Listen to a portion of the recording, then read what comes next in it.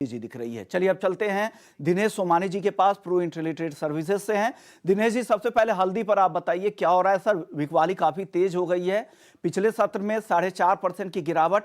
आज कैसा रहने वाला है हल्दी के लिए दिन? जी नमस्कार ऋषि मोहन जी। नमस्कार हल्दी का सर। रुख जो हमने देखा था पिछले 2-3 सालों में 7,000 से बढ़कर 20,000 के आसपास तक पहुंची थी। उसका मुख्य कारण था कि सोइंग बहुत कम थी, 30 से 35% कम।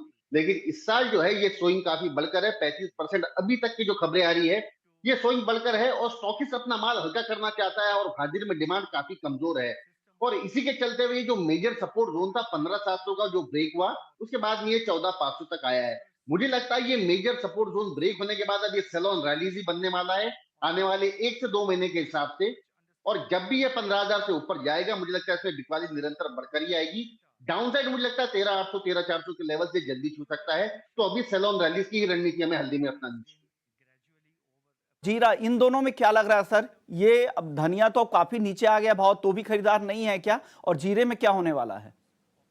धनिया स्टोरी समझना तो बहुत ही मुश्किल है सर, क्योंकि निरंतर कभी इसमें डिमांड मुझे पूरे साल भर में समझ में नहीं आ रही है। कंटिन्यूस ये गिरते आ रहा है, मतलब 84 के लेवल छूने के बाद में निरंतर गिर गिर कर ये 6700 तक के आ चुका है। यहाँ थोड़ा सा शॉर्ट टर्म एक बेस बना रहा है, लेकिन अनलेस एंड अनटिल ये 7150 से ऊपर जाता है, हम यूं नहीं कहेंगे इसमें ट्रेंड रिवर्सल हुआ है। हाल फिलहाल थोड़ा सा पुल बैक रैलीज हमें 6750 की ओर से ऊपर में 6940 तक जाता हुआ लगता है। लेकिन ओवरऑल ट्रेंड बुलिश रिवर्सल तभी होगा जब ये 7150 के ऊपर सस्टेन करके ट्रेड करेगा। आरसी ग्वारगम बताइए सर, अपने रेंज के निचले लेवल के आसपास है क्या? आज खरीदारी बनती है क्या इन दोनों काउंटर में?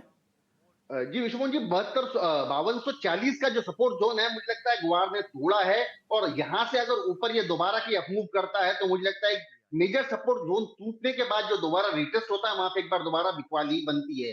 तो मेरी सलाह होगी 5240-45 के आसपास अगर गुआर सीड आती है, हफ्ते भर कॉन्ट्रैक्ट एक बिकवाली का दौर बनेगा। और मुझे लगता है कि ये सीजन जब तक मतलब शुरुआत हो सीजन की, 5020 का लेवल यहाँ से कम 200 सवा 200 रुपए नीचे लगता है।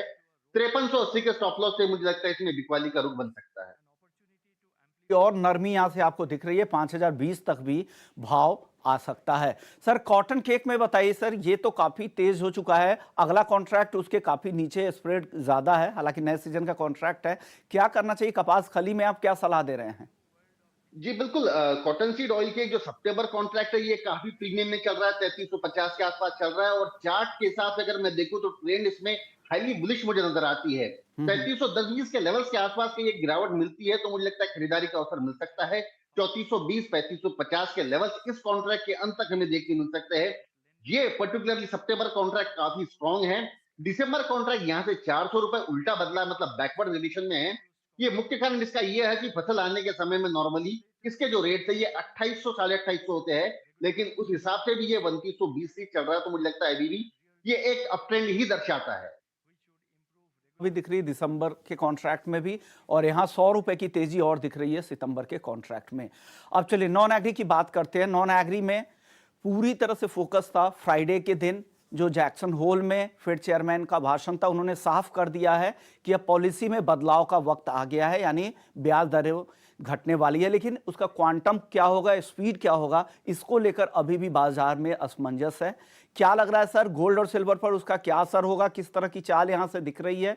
खरीदारी करनी चाहिए? आज हल्की नरमी दिख रही है। जी बिल्कुल ऋषभ मोहन जी, लास्ट सत्र में हमने देखा 72,000 छूने के बाद में नीचे में 70,900 के लेवल ऑलमोस्ट छू गया।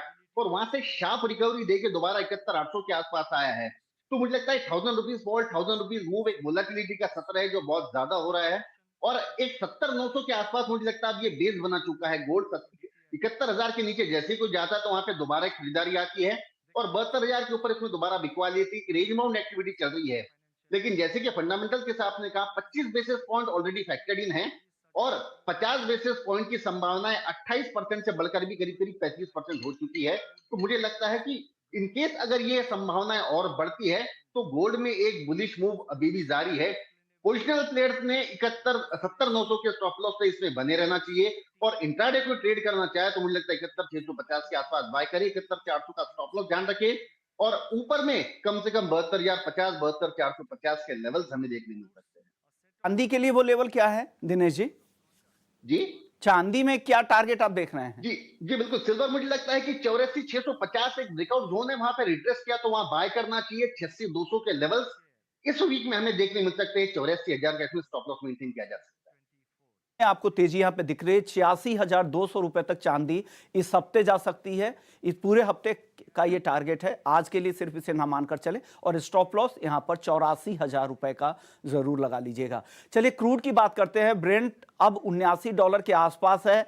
इस हफ्ते की चाल कैसी रहेगी? पिछला हफ्ता तो कमजोर था क्रूड के लिए, इस हफ्ते की चाल कैसी रहेगी क्रूड के लिए? और आज किसी को ट्रेड करना है तो किन लेवल्स का ध्यान रखें? जी बिल्कुल, ये जो एक ब्रेकडाउन इसमें आया था 63 6250 के नीचे, वहां से नीचे से ये जाकर 6020 के लेवल इसने देखा था ऑलमोस्ट, और वहां से हमने दोबारा 300 रुपए की चाल आते हुए देखी। खाली में जो तनाव निर्माण हो रहा है बार बार, मुझे लगता है उसके कारण से प्रीमियम ऐड हो रहा है क्रूड में। लेकिन 6350 के आसपास मेरे समझ से एक बार बिकवाली यहाँ पे दोबारा बन सकती है। 6260 के टारगेट के लिए ऊपर में 6420 का इसमें स्टॉप लॉस मेंटेन करना चाहिए। यहाँ से 20 रुपए और ऊपर दिखे तो आप इसे बेचे। 6,260 रुपए तक वापस से आ सकता है, तो बिकवाली की राय है क्रूड में। बेस मेटल्स में सर बताइए, आज कोई टॉप ट्रेड है क्या आपकी तरफ से? किस तरह की चाल लग रही है आज? जी बिल्कुल, जिंक और एल्यूमिनियम मुझे चार्ट पर काफी स्ट्रांग नजर आते हैं। अगर जिंक की बात करूं तो मैं जो नेक्स्ट कॉन्ट्रैक्ट है सितंबर, जो एक्टिव कॉन्ट्रैक्ट होने वाला है, भी वो 270 के ऊपर मेरे हिसाब से बाय करना चाहिए। अपसाइड 274 साढ़े चौहत्तर के लेवल देख सकते हैं। 268 का स्टॉप लॉस मेंटेन करना चाहिए, जो फ्रेश कॉन्ट्रैक्ट है सितंबर कॉन्ट्रैक्ट में। और वहीं कॉपर जो है, जो नेक्स्ट कॉन्ट्रैक्ट है एक्टिव कॉन्ट्रैक्ट, मुझे लगता है कि 812 के ऊपर इसको बाय करना चाहिए। 820 824 के इसमें लक्ष्य देखे जा सकते हैं, और 808 का स्टॉप लॉस मेंटेन किया जा सकता है। ये दो आपकी टॉपिक है, दोनों खरीदारी की राय आ रही है दिनेश जी की तरफ से। सर आखिरी सवाल नेचुरल गैस पर। नेचुरल गैस में बताइए क्या होने वाला है, क्या करना चाहिए? क्या तेजी बची है या दबाव जारी रहेगा? विश्वमोहन जी, ये एमसेक्स की ऐसी कमोडिटी है और सबसे नैरो रेंज और एक रेंज बाउंड एक्टिविटीज में चल रही है। Downside 160, upside 190। यह दायरा करीब करीब ये 3 महीने हो गया मेंटेन कर रहा है। और जो निचला स्तर है, अभी जो नेक्स्ट कॉन्ट्रैक्ट मेरे हिसाब से सितंबर कॉन्ट्रैक्ट ज्यादा एक्टिव है, वो 181 182 के आसपास बाय करना चाहिए। 188 190 के लेवल्स, 177 का स्टॉप लॉस मेंटेन किया जा सकता है। तो ये सलाह है नेचुरल गैस को लेकर। शुक्रिया दिनेश जी, आपने वक्त निकाला, एग्री और नॉन एग्री मार्केट पर अपनी राय रख दी। चलिए वक्त हो चुका है छोटे